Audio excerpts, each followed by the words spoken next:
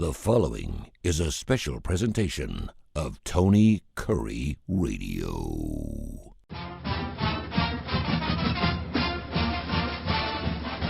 There he is. Welcome back to look at us. I got the jacket on today. You got the tie on today. We look like we're ready for success, my man.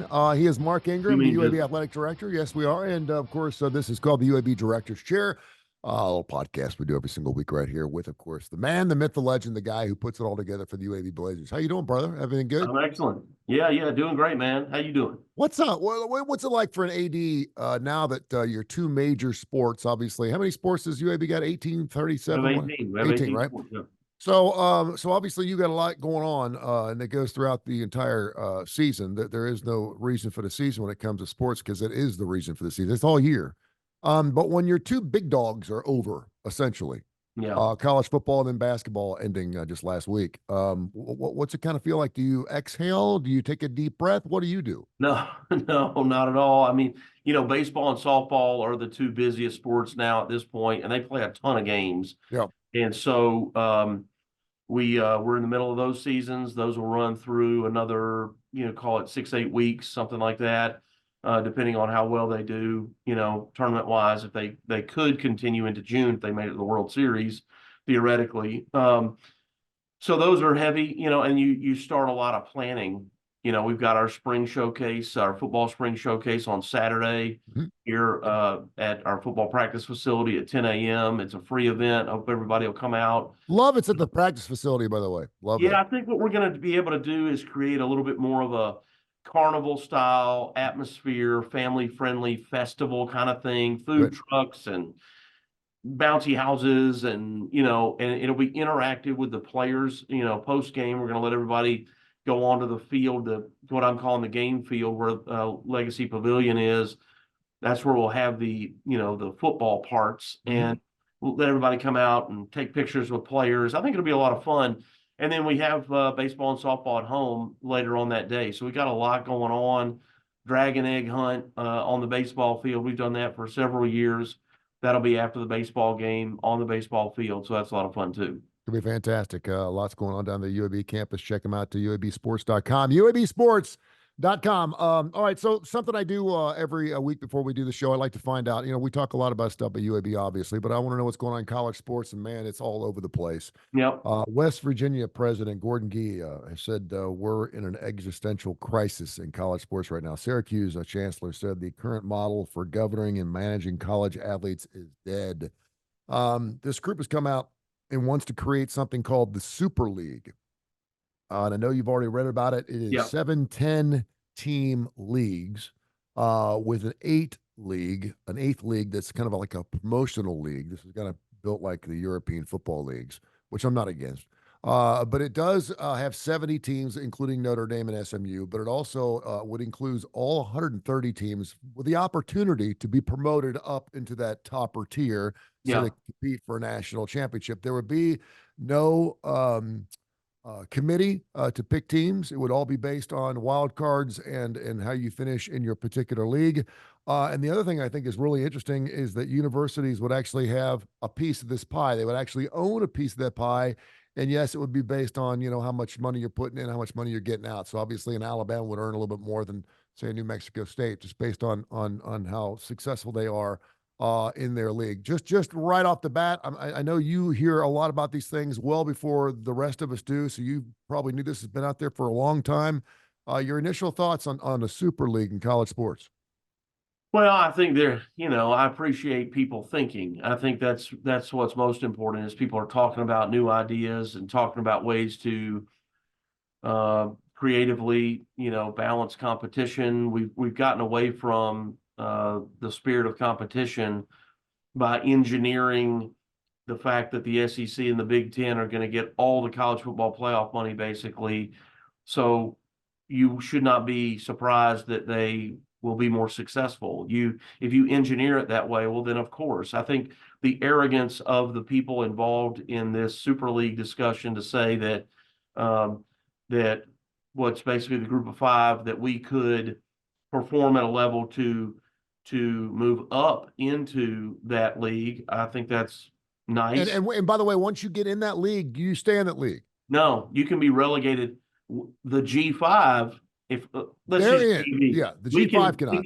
we can get promoted up. We can be relegated out. But once you're in those top 70, you're in. No, the top 70. Yeah, top 70. Yeah, The 70 that start, they're correct. always in. Yeah. So even if UAB goes in and kicks the stew out of them every single year, Yeah. whatever determination they come up with that we could be relegated. Let's say we go in and we beat Iowa State all the time and whatever, they don't ever get relegated, but we have one bad year and we're out.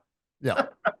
So again, people engineering this thing a certain way is kind of hilarious because they're so, the truth of the matter is, Tony, they're just so terrified of us. They're terrified to play us. They really are. They hate playing us. That's why we have such a hard time getting any of these Power 4 teams to come to Bartow Arena. They're not coming here. Now, they'll play us at their place. Yeah. They might play us on a neutral site, which is hard to do. They're never coming to Bartow. So when our fans go, how come we can't get anybody in the SEC to come play us? Because they're scared. Yeah. That's the answer. Don't look anywhere beyond that. They're terrified. We all get the same data. And the data is that if, I might be off a percentage or two here, okay? But the data shows us in basketball that if a Power 4 team, if we play them, if a group of 5 team plays at the Power 4, we have about a 15% chance of winning that game. If we get them on a neutral site, that jumps up to like 29%. If we get them at our place, it's like 45% chance. It's still not even 50% chance. But think of how different that is than if you played them at their place. Sure. And well, they have that same data. So we're trying like heck to get them here. They're trying like heck to not play us here. And if we're lucky, we get them on a neutral site, which is why we play these games. You hear them, there are these Thanksgiving tournaments. The Asheville series, yeah. Which was last year we went to Asheville and played Clemson in Maryland because we get them in what's called an MTE, multi-team event. You get at an MTE somewhere and then you got to play them. And they kind of have come to the place where they know they're going to have to do some of that. But even some of those teams, Tony, they'll go into those tournaments and they'll say, hey, we'll play in that tournament. I'm a Power 4 school. We'll play in your tournament, but only if we only play other Power 4s.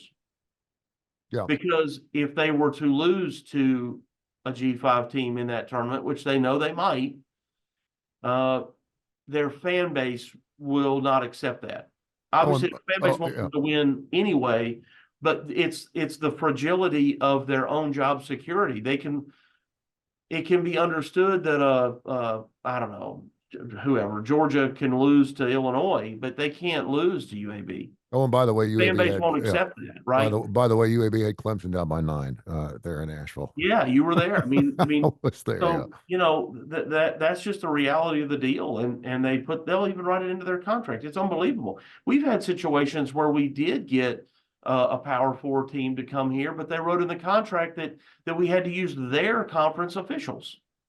Yeah, that was the only way we get the game. Yeah. So we go, all right, because we're so desperate to get the game in Bartow. Can we also buy you sandwiches? What do you want? You want sandwiches, hot sandwiches? We'll get you hot sandwiches. Sure. Yeah, I mean, I get that. And I get it from the big boys league too. I mean, if you were in a Power 5 or Power 4, you'd be doing the same thing. On your end, you're going to protect your school. You're going to protect your home, and your job is to worry about you. Yeah, exactly. And a win for you would be huge. A loss for them would be even bigger. But a win for them is not that big of a deal. That's right. And so and then you throw in the concessions and everything you get for having a home game at the Bartow Arena certainly plays well for you. UAB athletic director Mark Ingram joins us here. We're talking about the Super League. So. Let me back up for a second. We are in an existential crisis.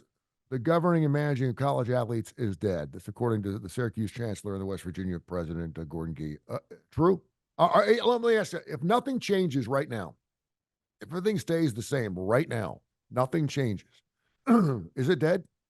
Are we going down a rabbit hole? No. Or is this just pure knee jerk again? The problem we've got, Tony, to sort of partially agree and disagree with that president, is we don't handle enforcement right.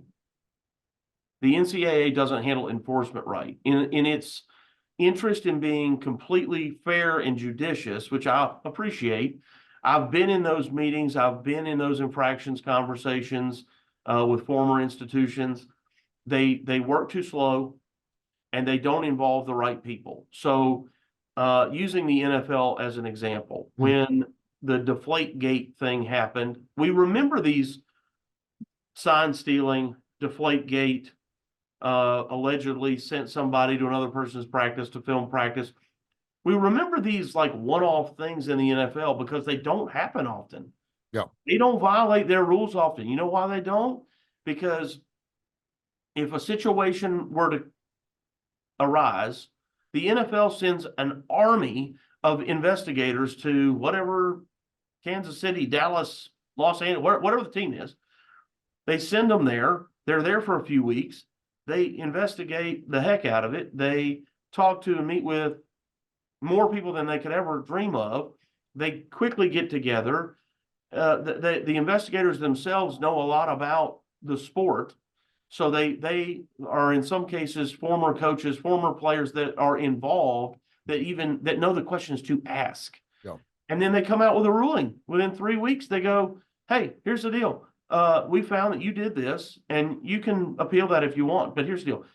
You're going to be fined this much because the owners agreed that this is what the fine policy is. So the policy's there. You agreed to it. End of discussion. And coach so-and-so, player, whoever, are suspended. Yep. And you don't like it, who cares? Mm-hmm. You're not leaving the league. That doesn't happen in college. The problem in college is you get let's just say a football coach there's some infraction, and they go up there to Indianapolis and the infractions case is happening. They've got this hearing and the people in the room don't know the questions to ask. The people in the room aren't other football coaches. Mm-hmm. So the football coaches might be able to say, if you were one, they'd be like, well, I know exactly what to ask Tony. Did you ask him this or this or this?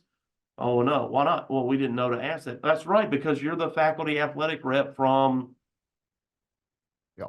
school U, and your main job is that you're a botany professor and you're an awesome person who loves sports. And I appreciate you, but you don't recruit and you don't coach. This is like when Hollywood came to Capitol Hill to talk about AI. Yeah. and the senators and House members were trying to ask questions and they had no clue. I don't even know what to ask. Yeah. Listen, and that's not their fault, right? Like to be very clear, for the infractions committees and enforcement people, it's not their fault that they didn't coach, but it's the system that we've created to where we don't have the right people doing that. And so we don't enforce fast enough. We don't stick strictly to it because we don't have the right, I think, mechanism in place. I don't think it takes a lot to fix that. And so people are like, man, I'll break whatever rules I want to break because by the time they catch me or try to enforce it, I'll be 2 jobs away from now. I'll be so far gone. And the athlete who committed the violation with me, they're already in the NFL or the NBA or Major League Baseball, whatever, or not. They've moved on. And then they hit the school. So now you got the school is penalized and the coach who did the thing is gone. The athletes are gone. And the only people that really get penalized are the team now who had nothing to do with it. They don't even know the people you're talking about. It seems to me that That's it seems to me, and obviously being a fan of UAB, which is considered a Group of 5 school, the biggest sticking point to me is how to figure this thing out where everyone has an opportunity to vie or play for a national championship. And we're certainly talking about the basketball. You have 350 teams, and in college football, you only have 130 or 140. And so I appreciate the fact that the Super 7 group is trying to figure out a way to get everyone involved because all 130 are going to get themselves involved. Well, yeah, but I mean, the initial thing is all 130 teams are in. That's what they're selling. They're selling it as 130 teams. You're all in. You all have a shot. Now these 70 are going to be in this tier. They're never going. They're not going anywhere. And then we're going to give you a chance to jump into this little middle league area, this 8th thing, which I don't really understand the European football model. Right. And then perhaps be regulated up. And it almost sounds like high school football with classes. It almost feels like that. And in that particular case, you really don't want to go. It's like the European Football League. If you do well enough, you could move up. and be Yeah. a part of it. Yeah. But you could also move down. And so I get that. I understand that. And I don't know if there is a perfect answer for this. And I don't know if there's any type of responsorial type of answer to a way of getting all teams on equal footing, because you're not on equal footing. You're not financially. You're not rating wise. You're not television revenue.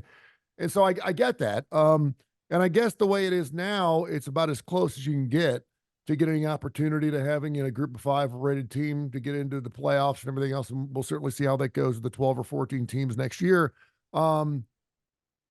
But I mean, is that the biggest sticking point for a school like you? Because there are a lot more. Here's the thing: there are a lot more group of 5 schools than there are D1s. I mean, it's 70-30, 70-50, 70-40, whatever. But I mean, as far as the little guys go, to me, that's what makes college football go for me. Yeah, we're about half and half of the P4 and the group of 5. That's about 50-50. But if you throw in the D2s and all those other schools, Oh, yeah. you play Basketball? Well, Listen, yeah. 360 basketball teams. Yeah. Division I basketball teams. And so that's why, like the basketball. There's a lot more little guys out there than big guys. Oh, yeah. There is. Correct. Period. So, and that's kind of what I meant. Yeah. In basketball, I'm sorry, I was thinking football. But in basketball, 100%. So, yeah. So you have to figure out a way to appease those little guys and make those little guys happy, because they are what make college sports go. I agree. I mean, when you watch the basketball tournament, I realize now that, the Final Four is set. UConn's coming out of the Big East. NC State, it was the 11 seed out of the ACC who miraculously won the ACC tournament to basically get into the NCAA tournament. Yeah. And they're a brand that you don't think of as being a little guy. They won 5 games in 5 days. Yeah. In this particular year, they weren't probably getting in the tournament if they didn't win the ACC. Correct. So here they are. They found their way to the Final Four, which says there's more teams out there that are capable of winning this thing than just 64 that are current, or 68 that are currently allowed to get in it. I'm a proponent. I think I've said it here. We should double the field to 128. That's only one game.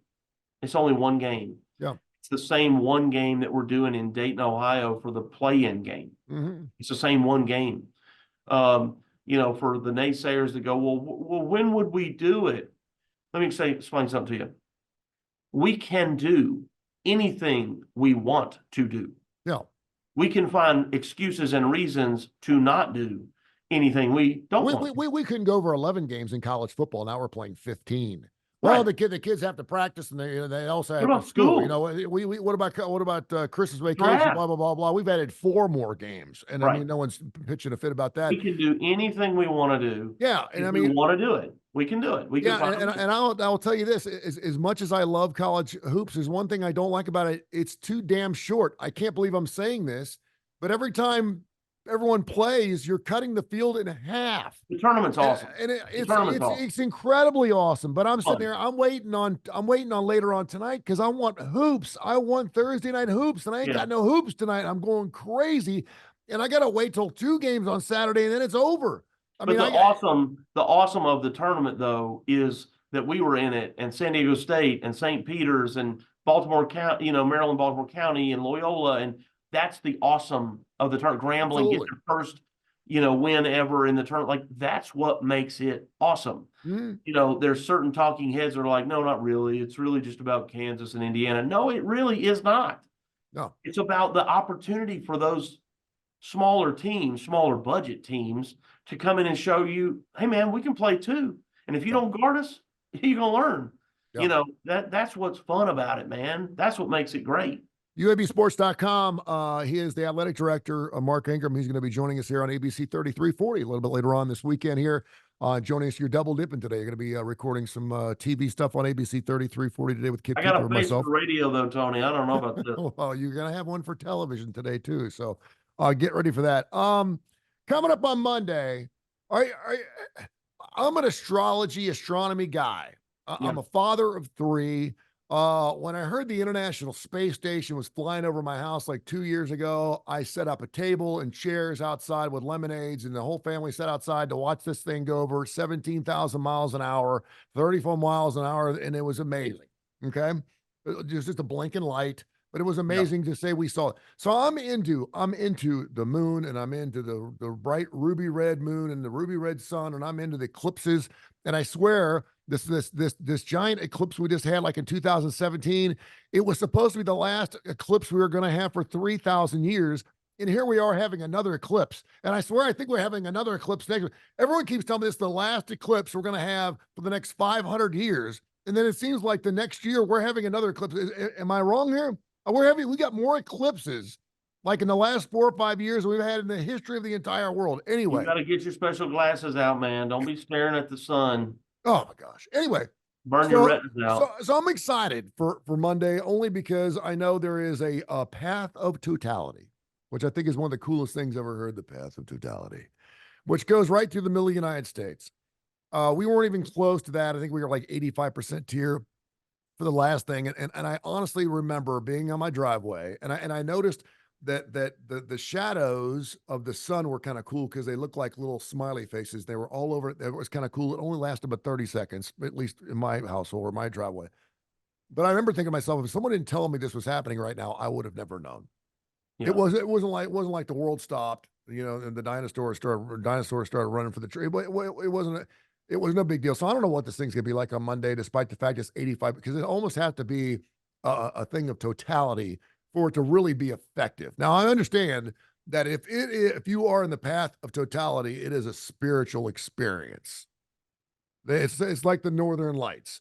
I mean, you got people from the Weather Channel crying.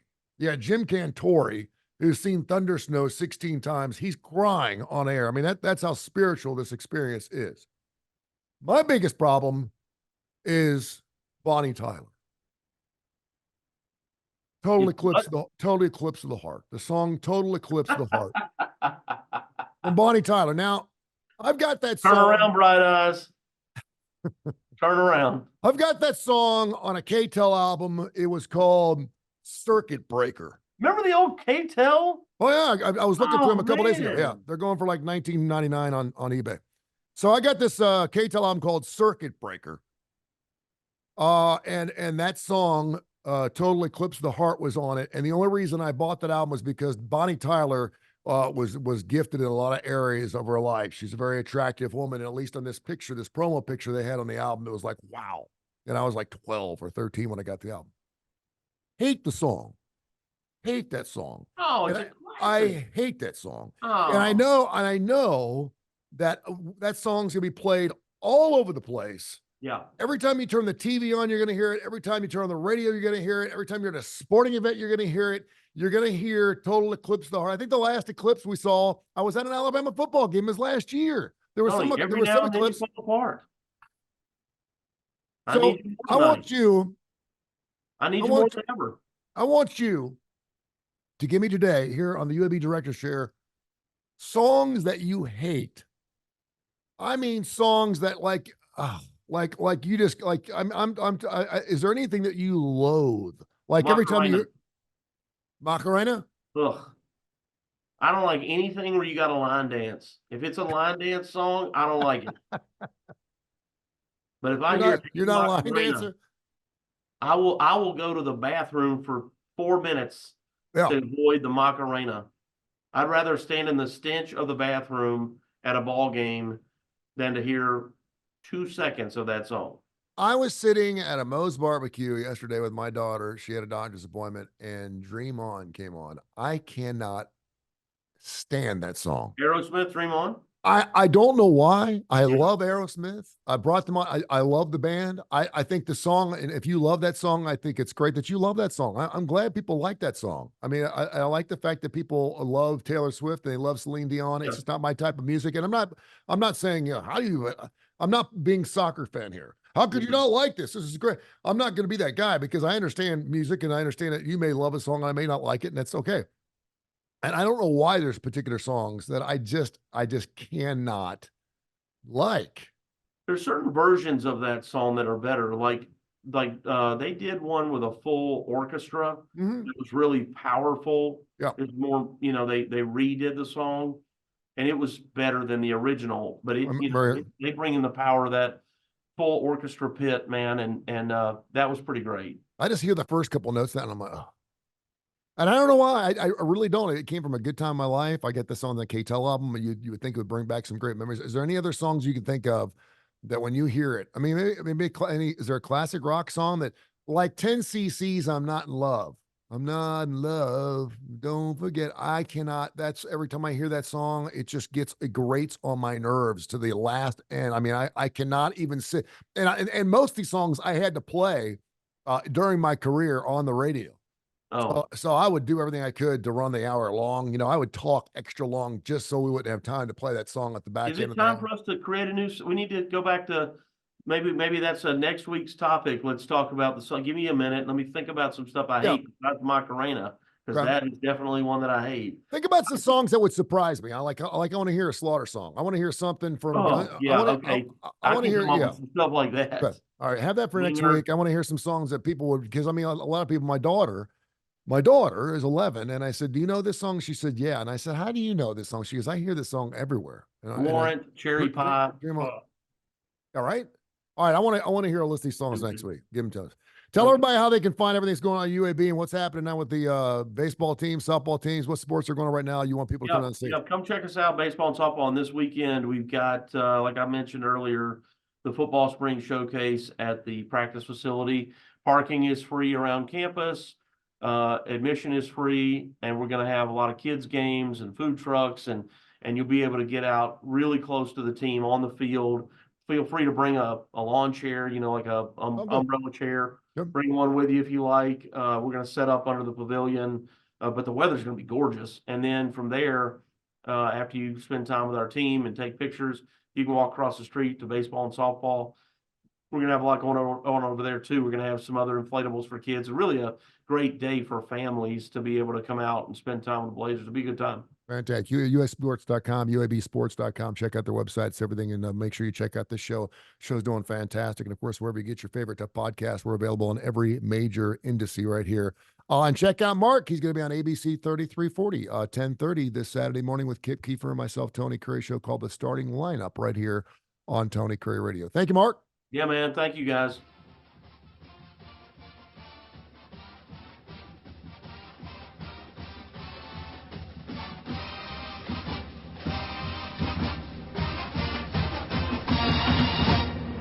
This has been a special presentation of Tony Curry Radio.